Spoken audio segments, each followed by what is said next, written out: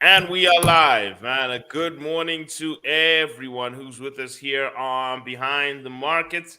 Today we're talking about Mindset Monday. I want to talk today a little bit about the motive behind us doing Mindset Monday and why we focus so much on it. Vernon, how are you doing, my brother? We're doing great, thank you. It's a Monday.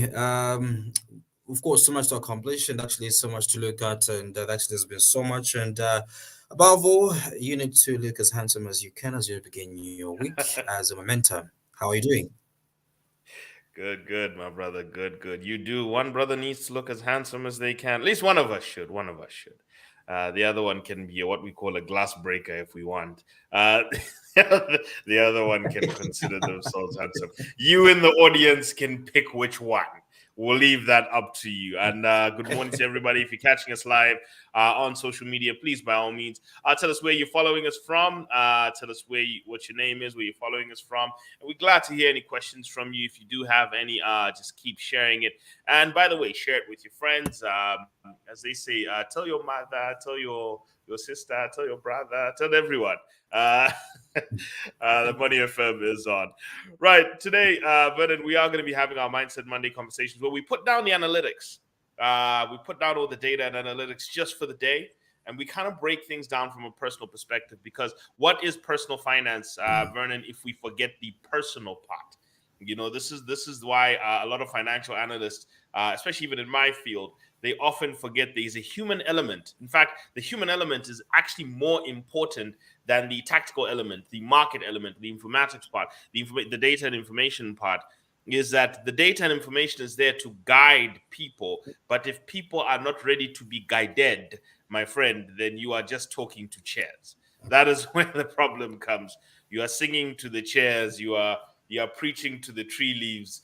Nothing is going to happen. So no matter how much financial information we put out there, if we don't get the people moving in a direction that is inspirational to them, then unfortunately it shall not. And that is why we have Mindset Monday set out here. That's why we do things like God's Economy. Sorry, you're not going to see me there until probably next week. But you're gonna see you see things like Mindset Monday to try and map it out. So today I want to talk about making sure you plan out the multiple parts of your life. Okay, where do the struggles come? Money and the mind. I really want to deal with this part, and also I'm gonna really jump on three topics here. One, money and the mind. Money and the rest of our lives. Two, getting started small, and three, getting advice. Okay, these are important things. Okay, because I always tell people get educated, get a plan, and start small. Okay, this is where I always tell people get started on a small scale and get it right as you go along. So here are some of the things. Here's the first thing. I've got a video here from Dave Ramsey where he was actually talking about the integral part of money and the rest of your life. Symptom. Areas of our lives from career. Money's not really the problem, it's the symptom. Areas of our lives from career to mental health to our spiritual walk to our physical condition. It all shows up in our money and our money all shows up in it. And they are all tied together. You can't work on one without affecting the other. You can't just fix the money. You can't just work on it. It all works together. You can't keep it from bleeding over into each other. Okay, sorry, Vernon. I think we're getting some feedback. Fix the money.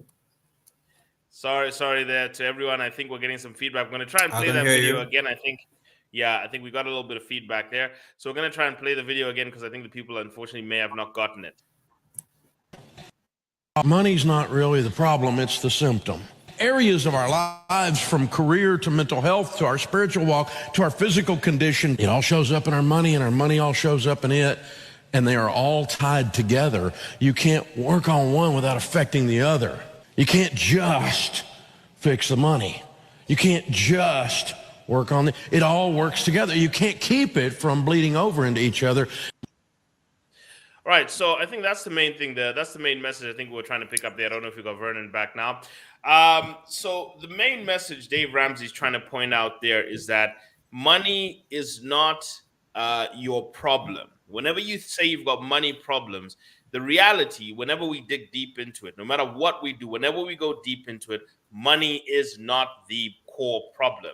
It's the reflection of the problem. It's the symptom of the problem, but it's not the illness you're facing. And what happens to a lot of people is that they can visibly see their money problems. Vernon, you may not know that you may be having health problems, but you know you got money problems.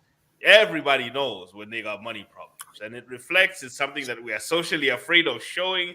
We fear it so much. So the question I think a lot of people have to ask themselves is, what's the real issue? And the real issue is often a spillover from what I call the 6 F's of your life. Now, there are 5 other F's, okay? And this is basically where you're supposed to be doing your financial planning. Your financial planning is a subset of your life planning. So you should actually start by looking at, okay, what's my life plan? What are my goals and habits in areas of my life? And there are 6 areas which I think can help people, because people like to say, okay, now what do I do? I want you to think about yourself, Vernon, as a business. Okay, a business has as a CEO at the top, or has got a business leader, whatever it is. They've got a CEO at the top, and the CEO then has departments that they operate that business in. There'll be a marketing department, a finance department, an operations department, IT department, legal, the different departments that will operate. Really, the most important ones are sales and marketing. Sales and marketing, which are 2 different functions, but they are under the same umbrella a lot of the times. Operations and finance. These are the main parts. If you're running a small business, you don't need all these other parts. You really just need sales and marketing, operations, and finance administration. Finance and administration can handle human resources. But when you get bigger, yes, you have all these departments. So as a human being, what you have to understand is your life also has compartments. Okay. Now, I always say at the top of your life is your faith life. Whatever you believe in, okay? But your faith life is at the top. Because whatever you believe in is going to drive your decision making, it's going to drive everything. Your life is centered around your belief system, okay? In fact, all your decisions, your principles, everything you live by is centered around your belief system. But there are other parts. So your faith is kind of like the CEO. Now, inside it are different departments. There is your focus, which is your career, okay? What is it you focus 8 to 12 hours a day doing? Okay, that is your focus. What is it that you're going to contribute to society in? And it's all led by your faith. Now, I want you to think about this like financial planning of a business. The CEO comes up with a strategic plan, says, this is where the business is going. This is the direction we're heading. This is what we're doing. Once the CEO comes up with that strategic plan, then each department is set to come up with a sub plan.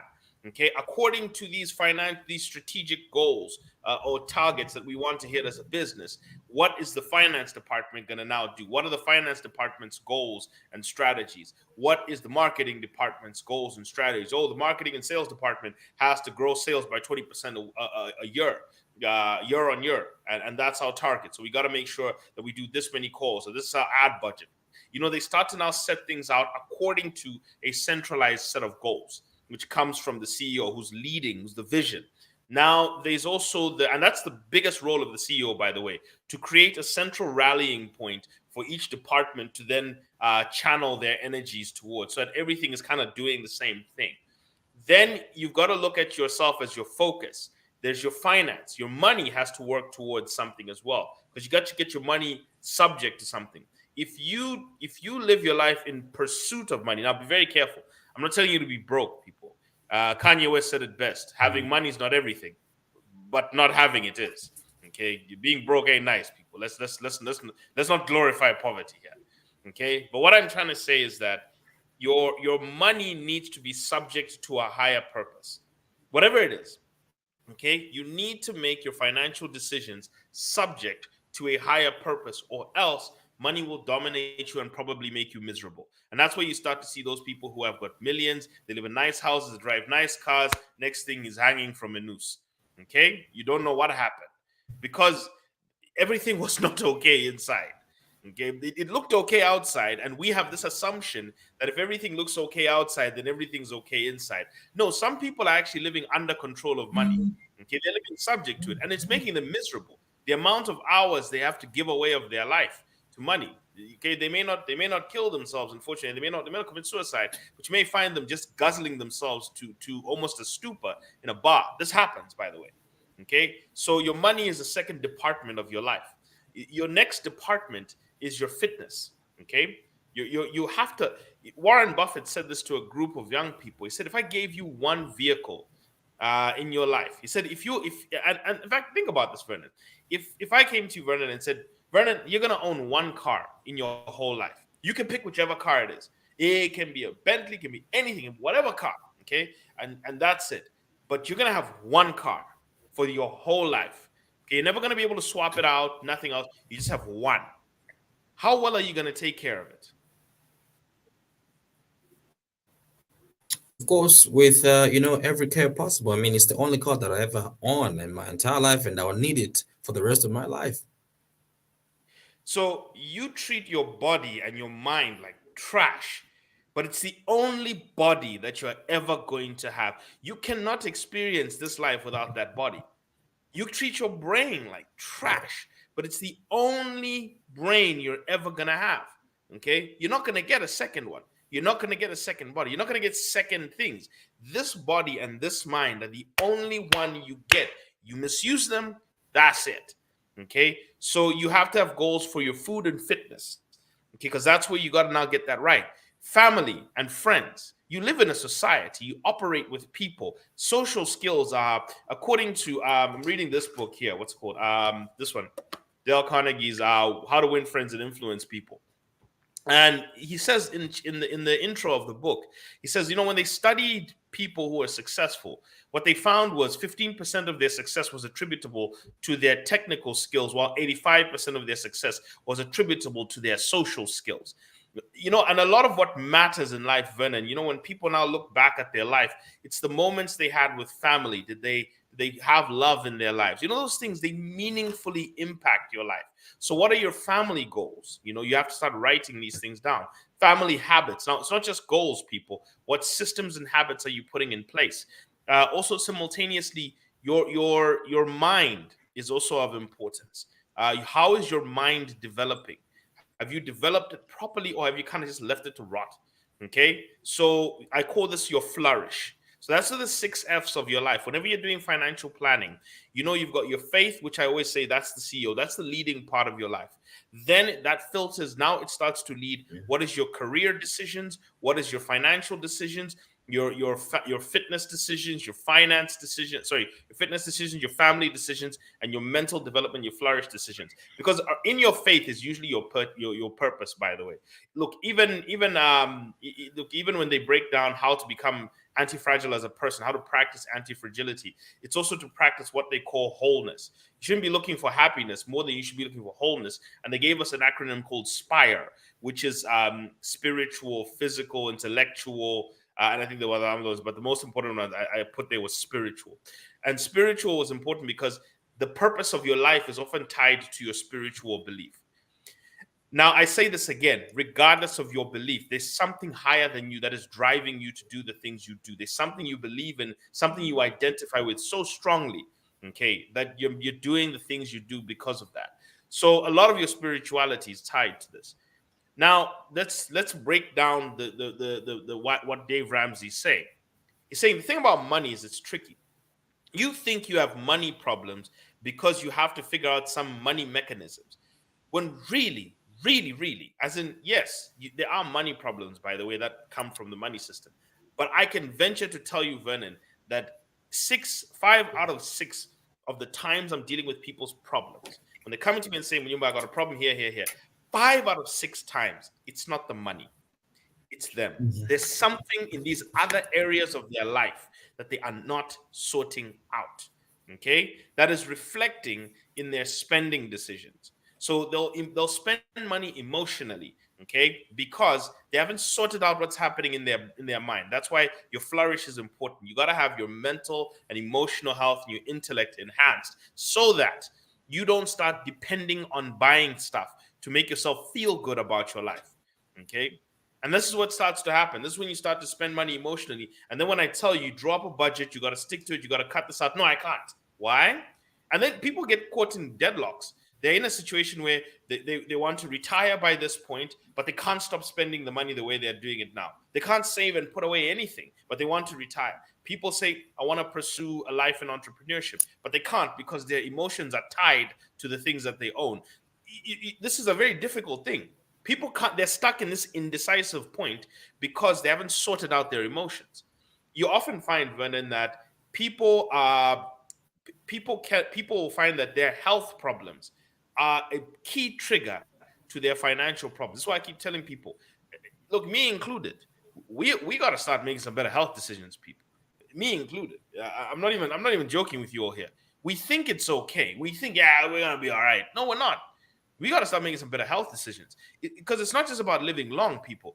It's about avoiding the medical bills that come with age. Age is going to bring some horrible medical bills that come with it. This morning, I'm going to read something to you and I'm going to keep the person. What's it? Quiet here because I can't share that part. But I'm going to just share what they wrote. And this is a fitness and health community that I'm a part of. Someone shared something, talked about the dialysis process. It says during dialysis, blood is removed from the body through a red tube that passes through a dialysis machine, cleansed of metabolic impurities, and then reintroduced back in the bodies through a blue tube. This process is repeated for 4 hours while the patient remains immobile in bed. The procedure is carried out 3 times a week, which results in 12 times a month. Each time takes 4 hours, a total of 48 hours a month, lying in a bed with a tube going through your body and a tube reintroducing the cleansed blood through your body. For those not affected, the process of purifying your kidneys occurs automatically 36 times every day in your body with zero effort and zero discomfort while you move around. Appreciate God and take good care of your kidneys. Reduce your intake of caffeine, paracetamol, alcohol, sugar, and salt. Increase your sleep, your exercise, exposure to sun, water, and vegetables. Your health is your wealth. Most importantly, give glory to God who carries out dialysis in your body many times a day. You don't pay him also. So this is something people don't take into consideration. So imagine, Vernon, you're chunking on things that are killing your kidneys day in, day out. Then one day, you're going to get your retirement.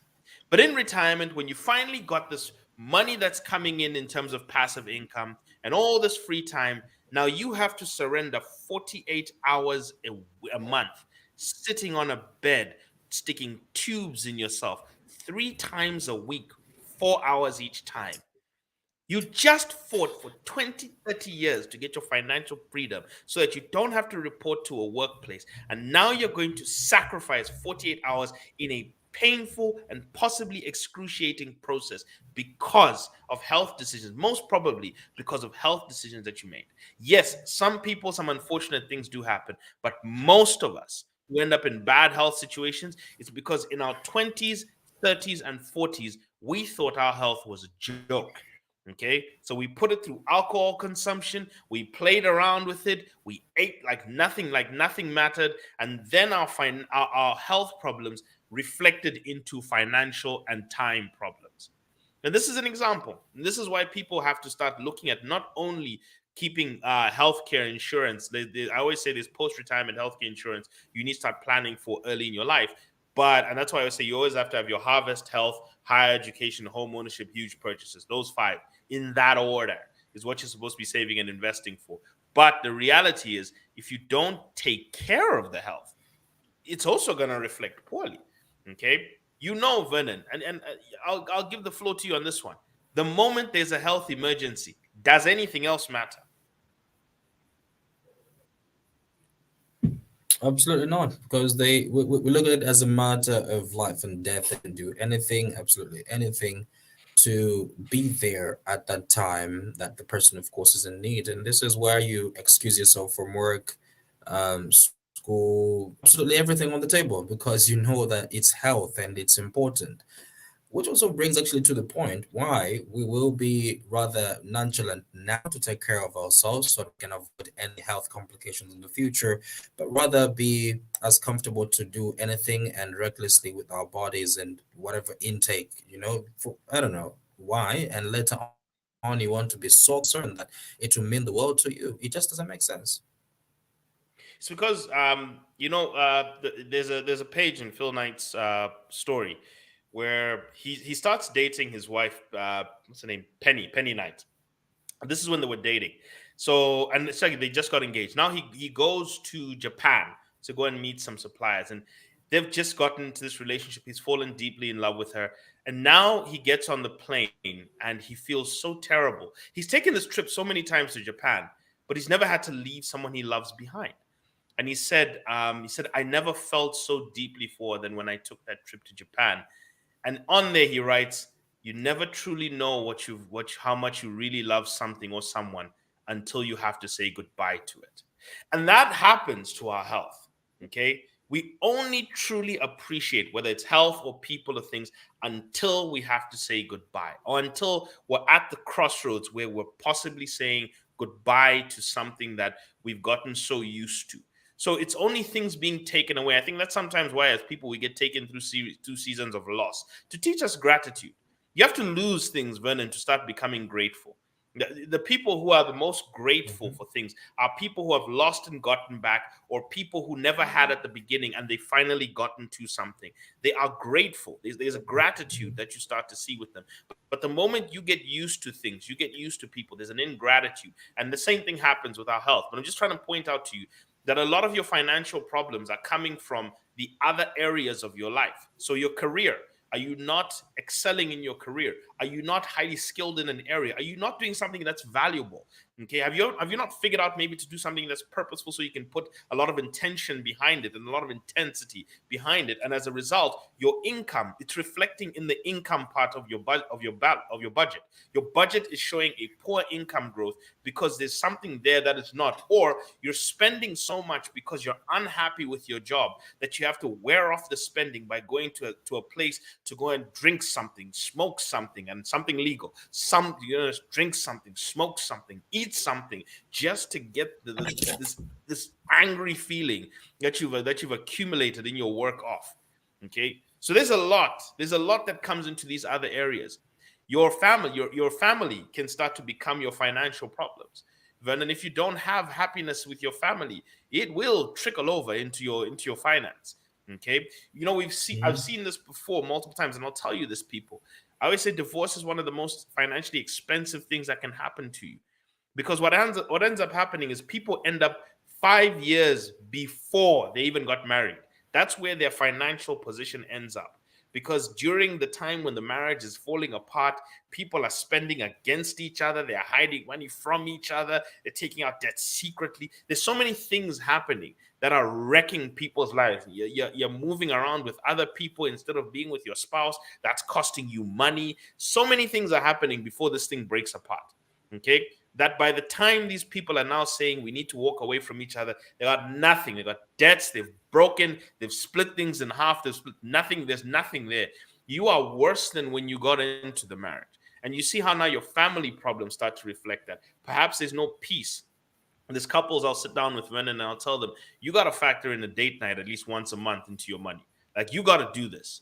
And the reason why is you got to have peace with each other. Like, you cannot live that life where, when I was younger, Vernon, I had a friend. We used to go out on Fridays. Okay, me and my friend used to, God rest his soul, I lost him in 2021. But we used to go out on Fridays. And I remember there was this one time we went out with a senior executive from a bank. I won't mention which one. And it's 23 hours on a Friday. And me and this guy, dude, are like, it's 20 hours actually on a Wednesday. We're like, dude, we got to get back to work. Okay, we actually have to get back home and get back to work. And then this guy kept on saying, yeah, one more drink, one more. And we're thinking, dude, aren't you married? You've got kids. And we came to realize this guy is hiding from his family. Here at this bar, he was hiding from his family. Okay. And this is a reality of life. People, you sit down and you start to talk to these guys in bars. They'll look very bravado and everything. They are hiding from their families. Okay. They're scared to go home sober, right? They're not sitting there at weird hours because this is the best they can do with their lives. They're sitting there because this is peace. This is where they can find peace. This is refuge, because home is a war zone and work is a war zone, and they just need somewhere in all of this just to find peace. So now think about the financial implications this is having, staying away from home, guzzling alcohol in bars, paying premium price for it, and potentially probably creeping out and having all sorts of activities with people you shouldn't be, and the costs that come with all of this, and the potential rift that you're bringing between you and your wife now, which is going to start reflecting financially. You got to take a deep look at how that's now affecting you financially. So people have to start working on these things because it starts to reflect in your money. So I think the mistake everyone makes is they think they can just budget away their problems. Why can't you stick to a budget? Because you haven't sorted out your health, you haven't sorted out your family health, you haven't sorted out your mindset. Okay, why can't you start a business? Because whenever you see cash, you don't see capital, you see consumption. That's what happens to you. When someone puts cash in your hands, Ambassador Chimama Kanyama at Africa Must Think gave a simple story of a nephew he had named Caesar and an uncle. And he said he gave his uncle and his nephew the same amount of money. And his uncle says, please stop at the shop. I just want to buy something. He buys groceries. It's like, cool, that's not bad. His nephew takes the money and says, can we stop at the seed shop? I want to buy some seeds because I want to start farming seeds and fertilizer. And think about that. Exact same amount of money from the exact same source. Two different mentalities. One saw cash for consumption. The other saw capital for production. Okay? And who do you think becomes wealthy at the end of the day? So why is it you can't build wealth? Because when you see cash, you don't see capital, you see consumption.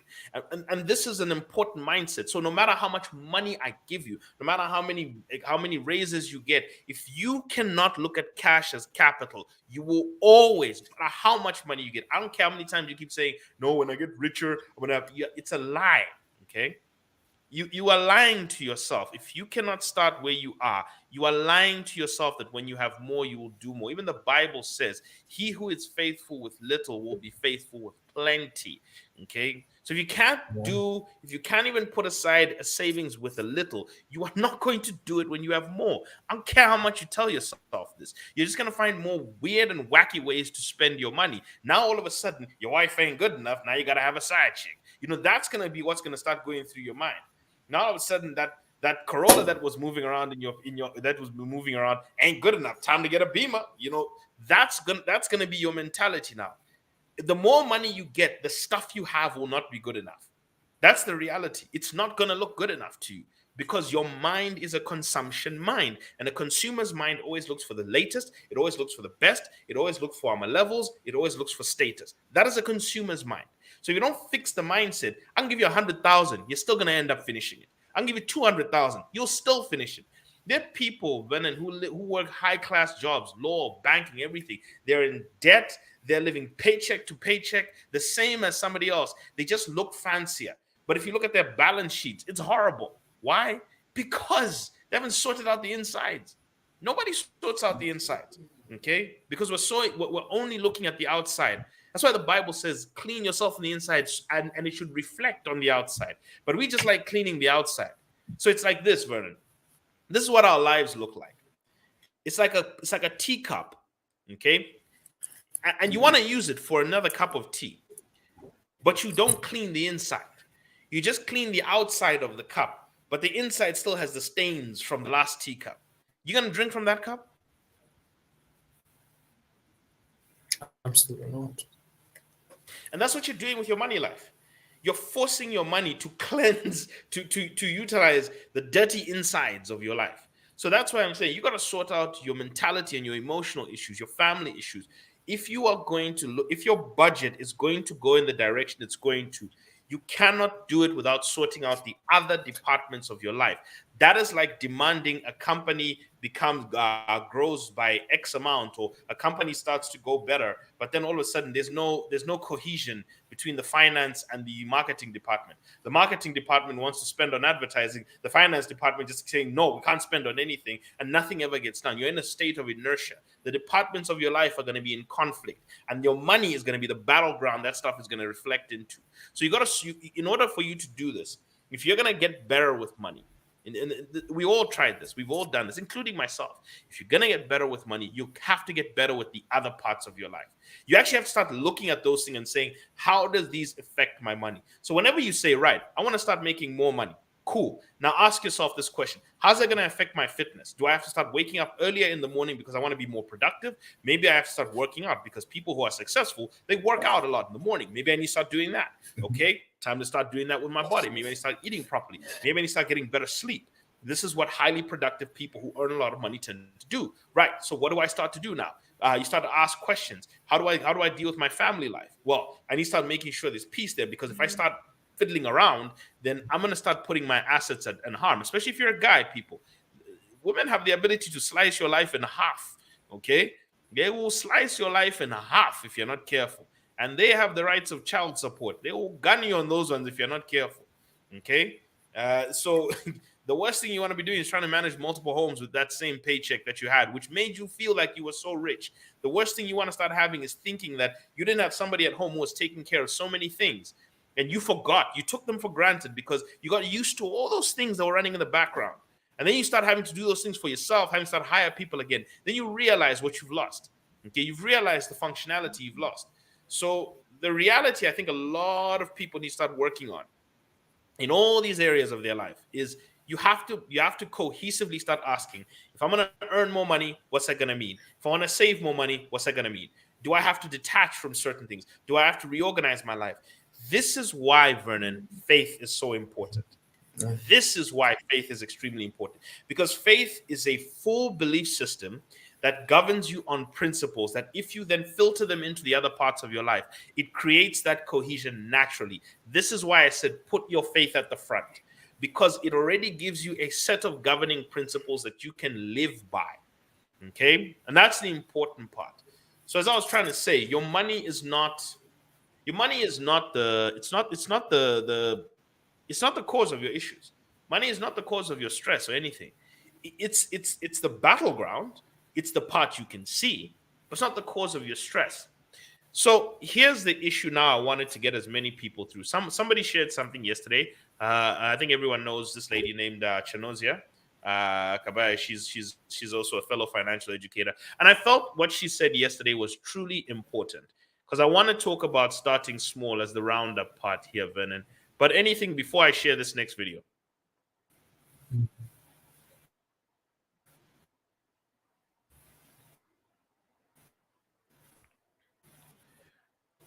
Okay, so let's get to what she actually shared. So I think it's just essentially around. Yeah, I think it's just essentially around emotions, as we always have, Tebo. It's always overlooked for whatever reasons, because of course we grew up with this mentality of always being able to spend, and when you get a job or you have some income or cash flow, then you feel you're now financially free, as we term it.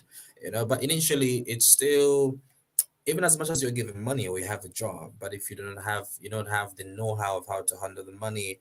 And actually, I was even sharing I think on Friday last week that how you handle your emotions essentially has a lot to do with your decision making, and actually has a lot with regards to what influence decisions. It also of course spills over to your finances and how you handle them. So in as much as you will want to engage with all of these things and want to progress, and this is why there is a huge number of people who today still unable to own their own homes, at least start building maybe, or just becoming financially free as they're supposed to, because every time when they have money, the first thing is, what am I going to spend on? What have I been wanting? And this is why people, it's now known to have people who, when they get money, they get paid, their heads are all around the world trying to satisfy everything, and at the end of the day they spend money on unnecessary things. And in less than a space of just a week or so, they actually end up spending all of the money they've worked for a whole 30 days that is supposed to last them for another 30 days up until they get their next pay. And you realize that they actually will end up even borrowing more money to sustain themselves up until their next pay. And it all trickles down to your how you handle your feelings. If you are able to handle your feelings and tame them, I will tell you what, Mtwale, in the last 4 months, of course, I'm still working on it, but I will tell you that there actually has been some great improvement. I will tell you that whenever I get monies, as usual, I have drastically changed. From that time where one could be super excited about money. Oh my God, I've got money in my account. What am I going to do? What am I going to spend on? I actually am very calm. I wake up, I check out my bank balance or my Airtel money balance or whatever. And I wake up, I'm like, oh, okay, different numbers on my account, but it's just around another day. And then we stick to the budget, we stick to the plan, we move on. Up until we say, okay, we're supposed to spend on what and ABCD. We do just particularly that because it's slowly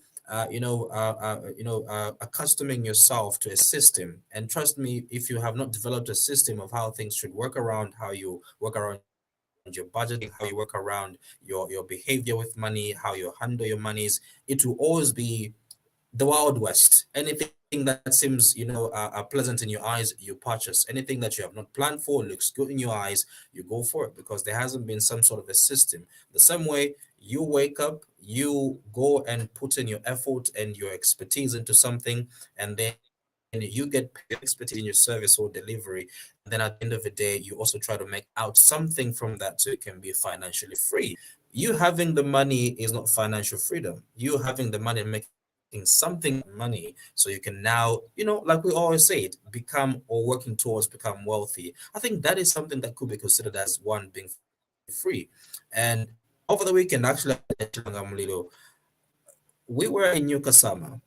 The house, each time I visit that house, it's a friend's house. Each time I visit that house, I feel like I've not it's my first time because it looks so huge, it's amazing, it's nice. And every time I walk into those premises, I ask myself, what do they know that actually got them to this place as comfortable as they are? That is what I'm actually looking for. So I can equally be fine, free, where I can work up, not report for work because I had disciplined myself with money and I worked my way all the way to financial freedom. And now I'm running stable businesses, at that particular time. Now I can wake up at whatever time because I worked, and it will take a lot for me to get there. But my urge is to understand how they've been able to discipline themselves with money and what tools and strategies and principles got them to where they are today. We all will be comfortable, but the process and creating a system that is going to work for you to become financially free. So I want to just quickly give you the actual financial advisor's definition of financial freedom. Okay, the actual definition of financial freedom is it's freedom of your time from work or worry.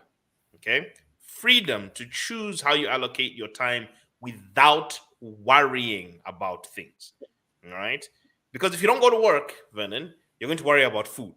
You're going to worry about your primary worries are food, clothing, transport, and the housing. Like in this order: food, housing and utilities, clothing, and transport.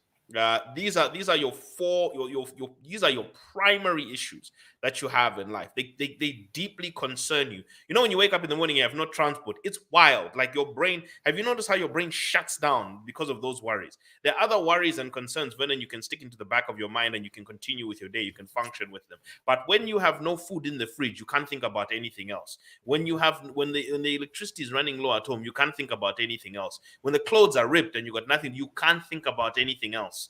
Okay, nothing can get you. All right. When these four things, that's why they're called the four walls of your life, because they allow you to sleep. Okay, you can actually sleep if these four areas of your life are actually taken care of. Other things can bother you.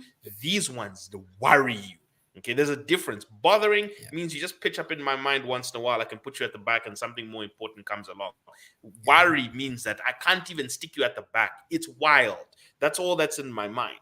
So freedom, financial freedom, is freedom from having to work to get rid of those worries, because you've generated passive income through assets, whether it's rental income, coupon income, dividend income that comes in from these financial assets, so that you don't have to physically exert yourself somewhere, and these things are taken care of.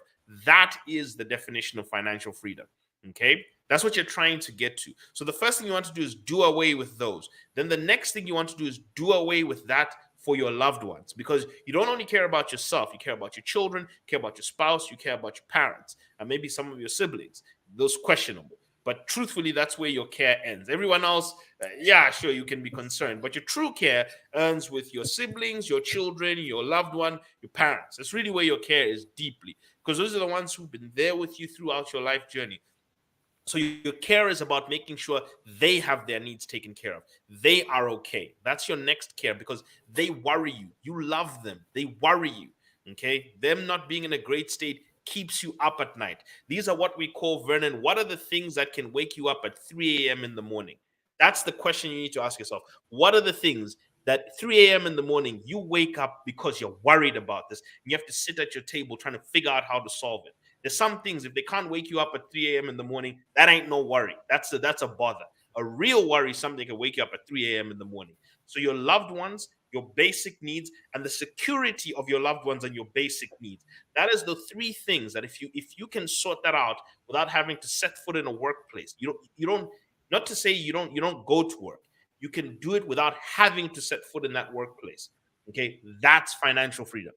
Okay, that's what we're trying to say as financial freedom. That's what's bought you that financial freedom. And now you are free at that point, Vernon, you are free to utilize your time as you see fit. You can now do what you want with your time.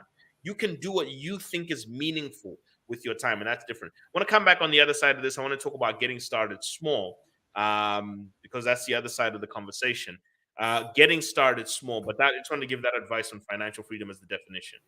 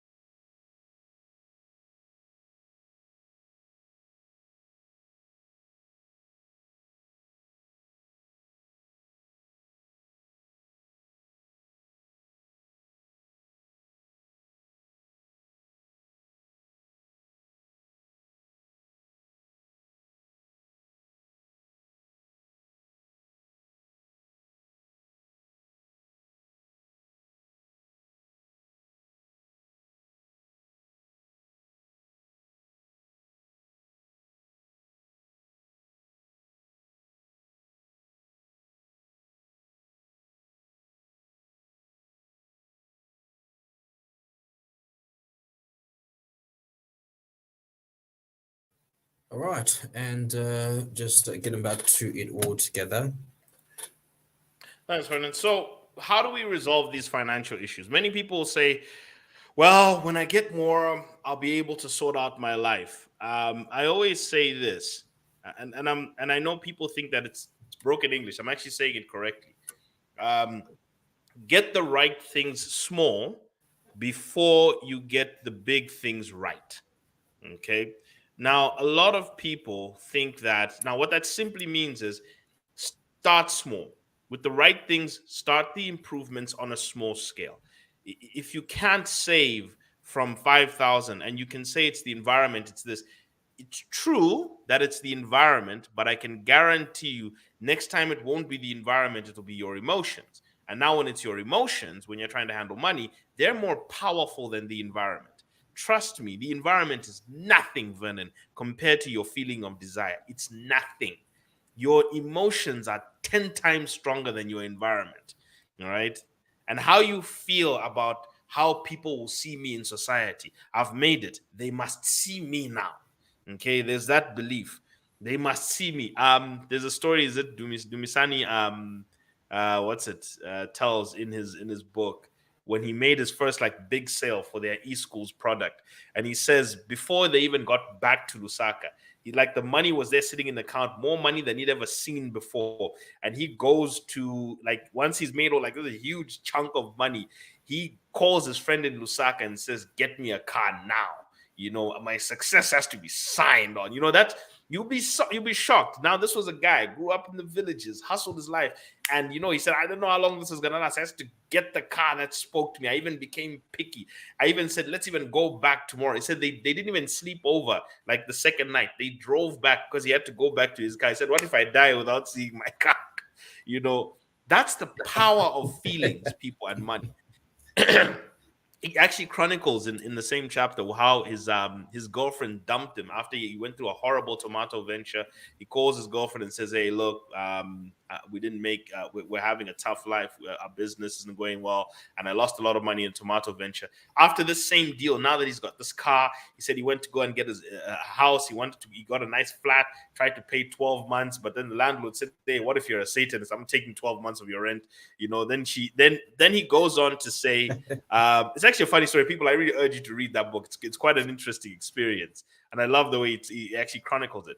But he said one of the most important moments of his life was that girlfriend who dumped him. Going back, he said he tried to call his ex-girlfriend. She wouldn't pick up the phone. He goes to meet the ex-girlfriend's friend, okay? And now he takes the friend for lunch. And she wasn't looking at the car. He even had to bring the car up in conversation. He's like, "Oh, Dumi, is that your car?" You know, and then he goes and he says, "Yes, that's my car."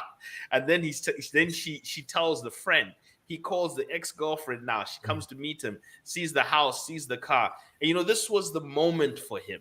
You know, the glory of after she dumped him because he didn't have enough money. She told him to lose his number, for him to come back and say, "Now, look, I've got the car in the house that you used to like." Do you see how powerful your feelings are? Look at that. This man's success was driven by feelings. Okay. So what makes you think that if you don't tame your feelings, right? You haven't tamed your feelings. This is a guy who just came into money. His feelings took a hold of him. You know, all the resent, all the fear of poverty, all those things. Now, granted, Dumi has actually gone on to do very well in his life, and he's someone that we all admire too. I love the book that I'm reading here. But I'm just showing you that's the power of emotions. That is the pure power of it. So if you think that you can contend with your emotions because you've quieted your environment, you're playing another game, my friend. Once your emotions get a hold of you, you're going to spend money like you've never seen before. So get it right while you don't have to battle emotions, because I can guarantee you this, your environment is less dangerous than your emotions. So here's a statement that came out by, as I was saying, Channel was talking about saving and starting small. She did a little video. I extracted the channel. This is courtesy of her. This is her video, please. It's on her page. Check it out. But this is what she said on a video yesterday. Today, I want to talk to you about the secret of investing.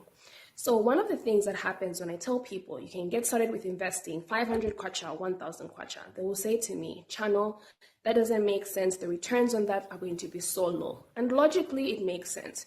10% of 10,000 kwacha is obviously greater than 10% of 1,000 kwacha. However, what they don't understand is that the secret of investing is that psychology comes first before the logic of return. So what I mean is, the habits you ingrain with regards to investing are so crucial that if you can't even invest 500 kwacha, 1,000 kwacha, it won't be intuitive to you to invest 100,000 kwacha.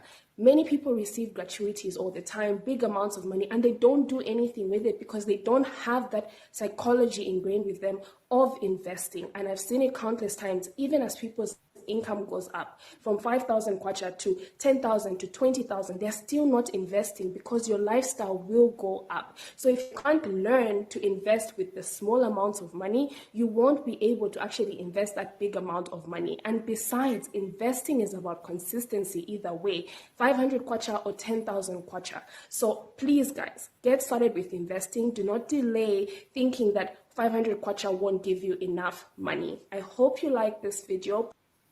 So I'm just gonna put that out there for now. So the point she's driving at there, and there's a specific point she said: psychology comes before the logic of returns. You have to the purpose of investing at a small scale is to rewire your mind. Because right now, a bunch of people, Vernon, I think we're now at 2.5 billion kwacha worth of NAPSA payouts have gone out to almost 80,000 people. That's as of yesterday. Okay, so let's be honest with ourselves. How much of that money do you think is going to go into investing? So let's talk about who these people are.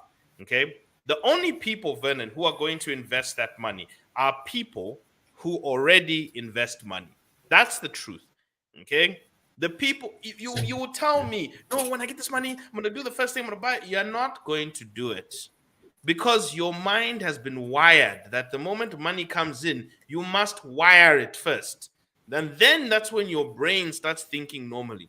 Because, Vernon, you know what happens to somebody?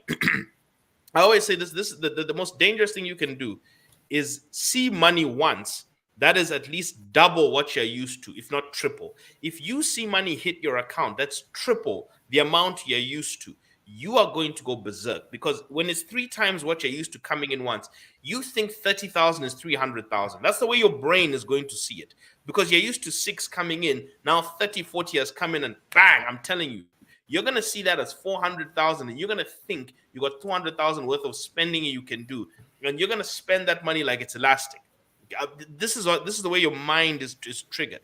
If you're used to a certain amount of money, then I suggest you got to be very careful about having that amount just lying around because that your brain will start to think you're richer than you are, and it's a lot less than it thinks. People, you can run through 50 grand in less than a month.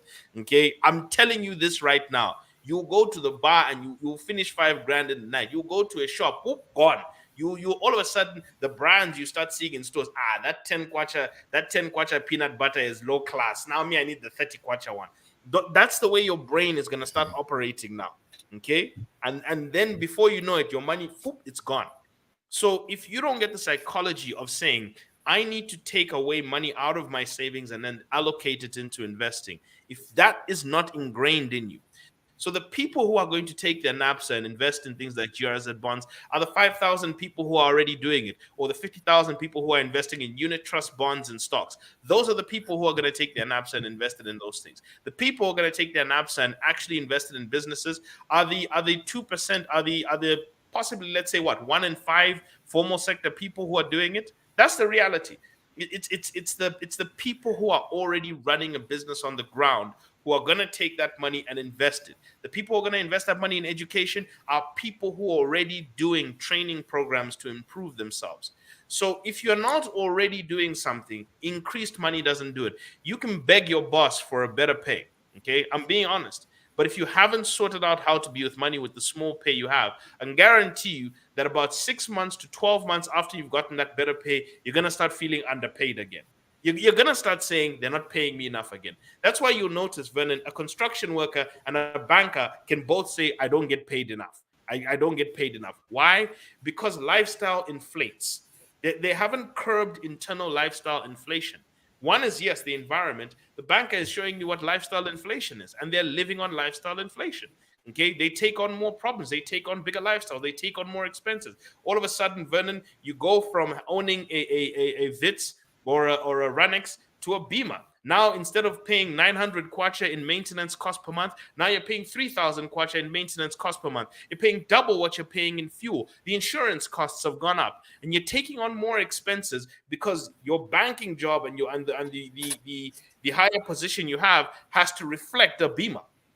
Okay, a Beamer is needed to reflect it, and now you're not seeing, can my budget manage this? So your perception of yourself with the money that you get will start to reflect in the purchases that you start making. All of a sudden, the place you start going for entertainment, not good enough. I need to start spending 30 per drink instead of 10 per drink because now I've got to speak to this class. All the stuff that's happening is making sure that your money is eroded. Your access to credit. Oh, now I can afford a 600,000 kwacha car because now I can afford to get a loan where I can pay back 20 grand a month or 15 grand a month. Wonderful. Your increased income has given you increased access to credit, which you've gone and squandered on a vehicle when you could have used it for something more effective. So the reality is until you curb the inside, this part here, until you fix all this, whatever you do out here will keep getting worse and worse and worse and will start being to the denigration of that. So the question is, starting small, even starting small, the purpose of starting small, Vernon, is humbling yourself and dealing with the insides. It's easier to start small and then build the habits. One last thing I'll give you, Vernon, is this. Out of the clients I have, I tell people, nurses and teachers are a big contingent of the clients I have. But one of the things I've noticed about young nurses and teachers who are my clients is most of them are operating outside of Lusaka. One of the best things that can happen to you if you ever get a job in teaching or nursing or anywhere is to live outside of Lusaka. The Lusaka nurses and teachers look at me and say, Munyumba, we can't save and invest. But the ones in Luapula, the ones in Kazungula, all those areas, they can. Why? Because they're living much more stoned down and humble lifestyles. If you're young, you're going to get that first job. I know people saying getting posted out there is the horror, everything. Financially, trust me, that is the best thing that can happen. Get posted in nursing, teaching, or any other job, especially in the government. Get posted outside of Lusaka because you'll find that you're able to save more money than somebody who earns 20, 30,000 here. That I can tell you. And I'll leave that there.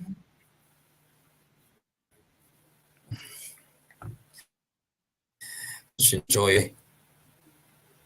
Cheers. See you all tomorrow.